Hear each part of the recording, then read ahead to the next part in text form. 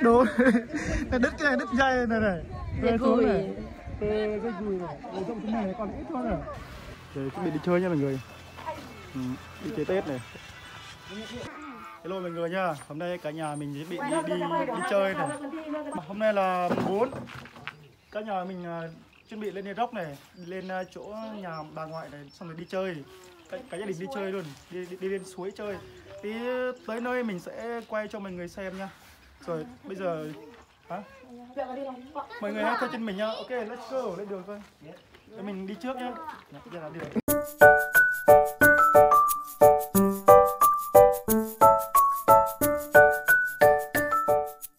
Thế tới nhà bà ngoại mọi người. Nhà bà ngoại đây.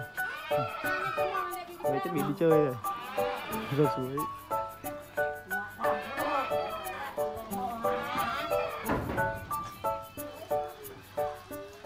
Xa cái đấy này, còn kia này, nhà có gì này, đi chơi này. Đi chơi mọi người, đi Tết mùng 4.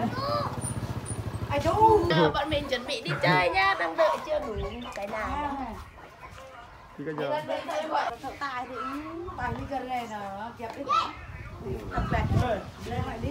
đi chơi nhá mọi người.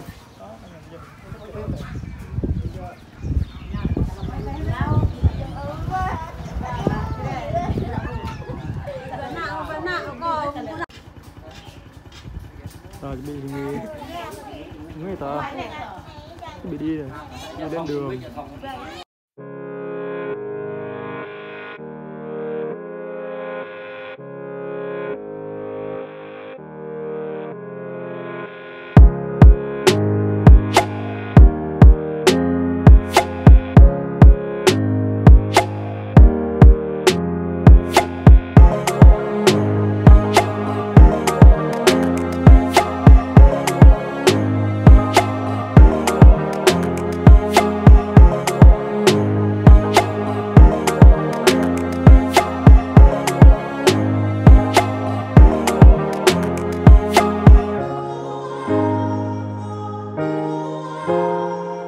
Tới nơi rồi mọi người, tới nơi rồi này. Đây kìa, không biết hả, đi biết hả? Tới nơi rồi.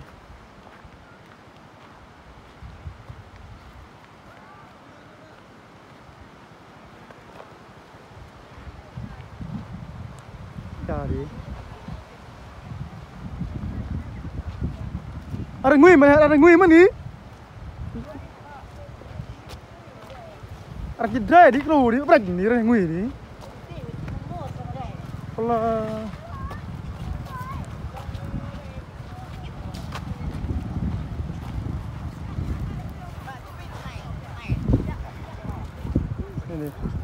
Ê, đang rep tí, tách này kì hả? Tách này kì. Hả?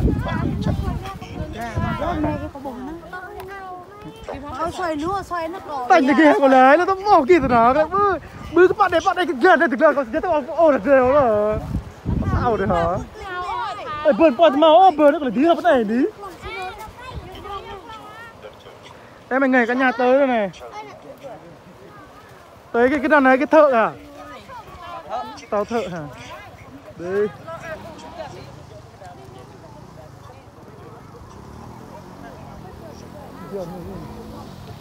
Ác là này hả? Lò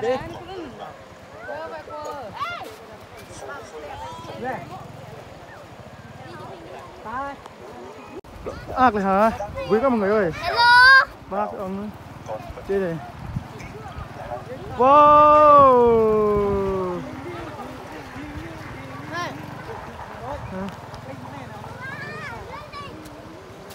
Tết này, đi chơi.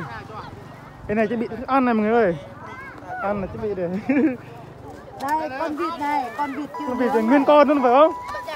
Con vịt nguyên con chưa nướng. Nguyên con luôn chưa nướng. Thịt vịt. Ở trên dẹp gì ở trên này đúng không? Cái chỗ rồi gần lại chứ đây. Lơ xin chào tất cả mọi người nha. Không cho chữ nữa gần lại chứ. Hi, chán hi. Ôi, mẹ cua. Là phim ấy.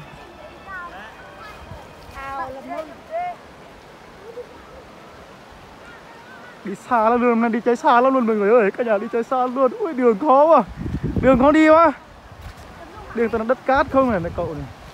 Mình trong nhà bên sen.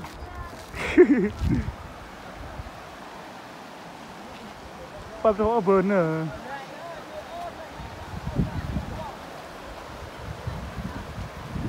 Ya họ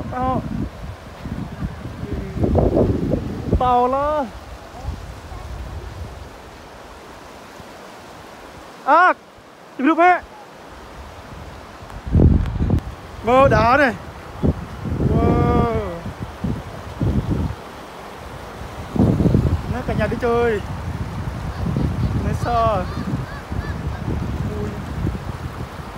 còn mấy xe đấy cho tới mẹ mình nó bố mẹ cho tới luôn kìa tới rồi kìa chú ơi chú kìa tới rồi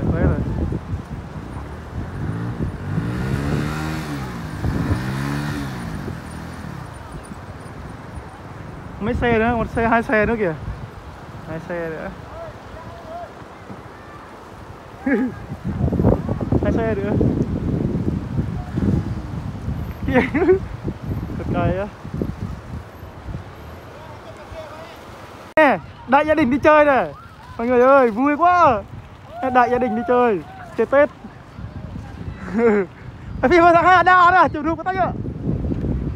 Đi ba kìa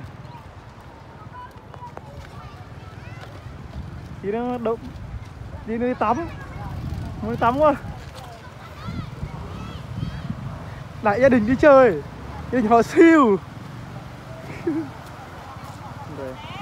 Về tại em luôn á, đi mới đê lệch.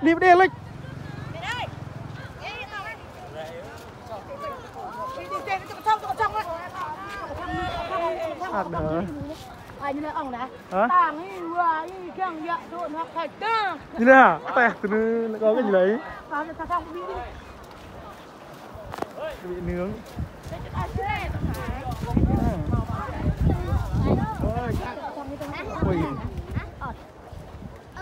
Cánh mất tao nuôi nữa, ớt cánh á.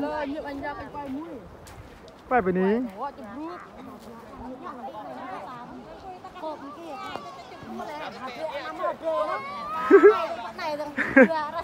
Nhâm anh già rồi. Nếu mà được lên có bị nhâm anh già là chứ nó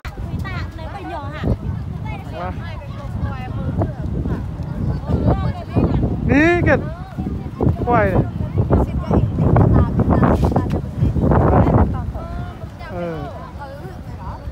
Chứ tắt bây giờ út vào thằng em út kìa, út vào em út chụp hình. Chụp lên chưa kia nè, chưa kia nè.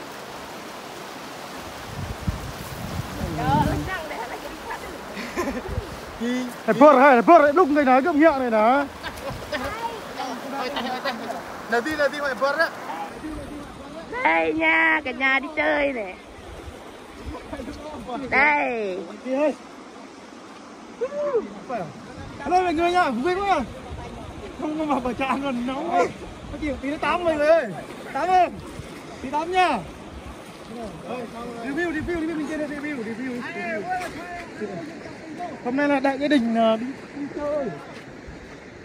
Còn đầu tiên đó, đại gia đình đi chơi nhiều nhưng mà nó còn thiếu mấy nhà nữa phải không?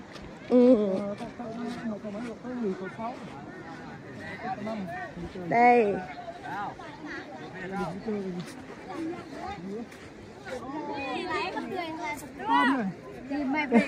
Đồ đứt cái này đứt dây này này.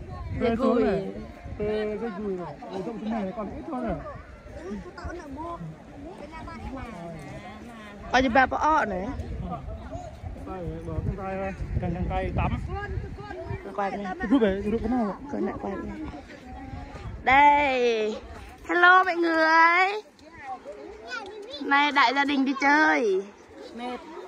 Đây, dì Út đây. Đây mới nhập. Đây mới nhập họ. Đây dạ kiêng nè. Còn đây là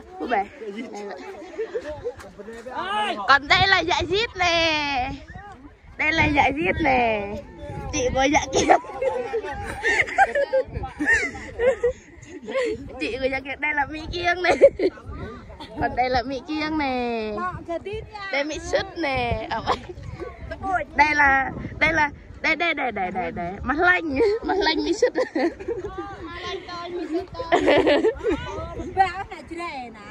Hello đi, hello. Đây xoài nè. Ăn xoài đi mọi người ơi. Đây thịt vịt này, còn vịt chưa nướng. Chuẩn bị sẵn. Về hình nhá mọi người. Đó. Đây. Đây, nướng thịt này mọi người. Bị nướng thịt này. Hàng nhâm ấy. Thịt kìa, có thịt heo, có thịt vịt, cũng có đủ thứ luôn.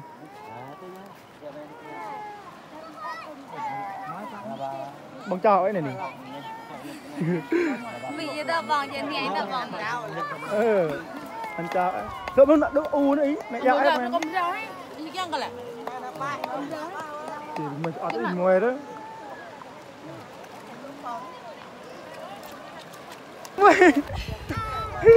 Cát để nghiêng mây à cái nó đơm hả nó chơi này à, vui quá lần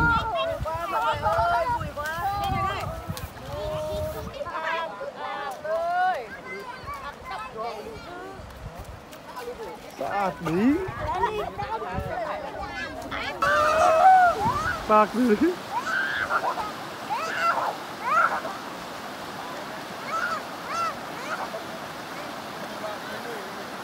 Ơi, cả nhà chuẩn bị đi về đây. Đi về này. Cả nhà đi về nhé mọi người ơi. Chào tạm biệt mọi người nhé. Mọi người chúc mọi người một năm mới an khang và thịnh vượng nha. Ok. Đi về thôi. Có phải vậy? Bạn này nó lâu á. Cái lâu như bóng chặt à. Này đây, mọi người ơi. Phía Tết hết rồi, bên mùng 4 rồi.